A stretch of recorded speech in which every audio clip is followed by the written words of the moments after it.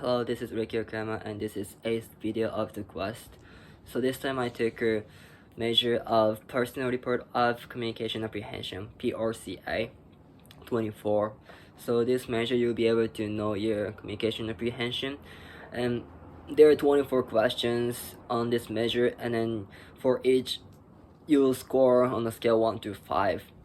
And I got 62 in total score, and which is the average communication apprehension. Besides that, you also be able to know the group discussion, interpersonal meetings, and public speaking for communication apprehension. But I'll just focus on the total for now. So the total higher than 80 is considered as high apprehension, but lower than 51 is considered as low. So my 62 is in average, and which I think makes sense because I not very good at communicating in groups, or not very good at communicating in meetings. However, I'm not that bad to communicate in person or just two of us. Or also, I don't have any fear of giving a speech in public. So the research I found, it's called Sources of Differences in Communication Apprehension between Chinese in Taiwan and Americans. So this research is actually interesting because the researchers studied the communication apprehension difference between the countries.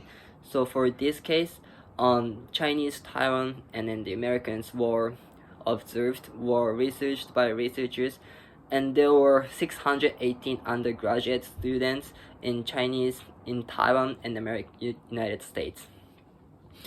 And most scholars agree that communication apprehension is learned through the environment, like cultural difference, reinforcement patterns in schools or families.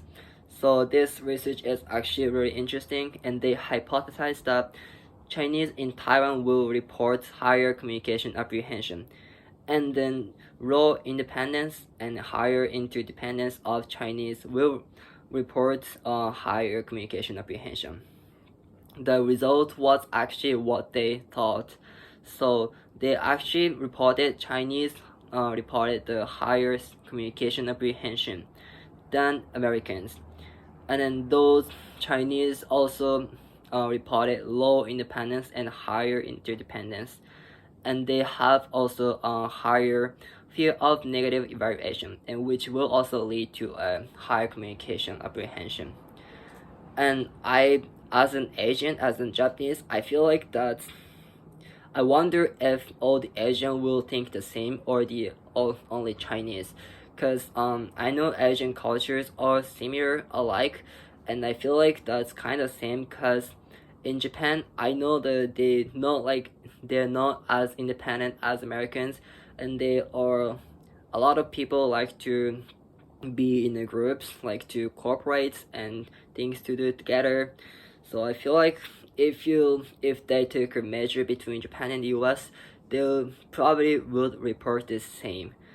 And for me, I was very like this in the research. I was more like a Chinese before I got to the US, but ever since I went to the US, I feel like my communication style has changed a little bit.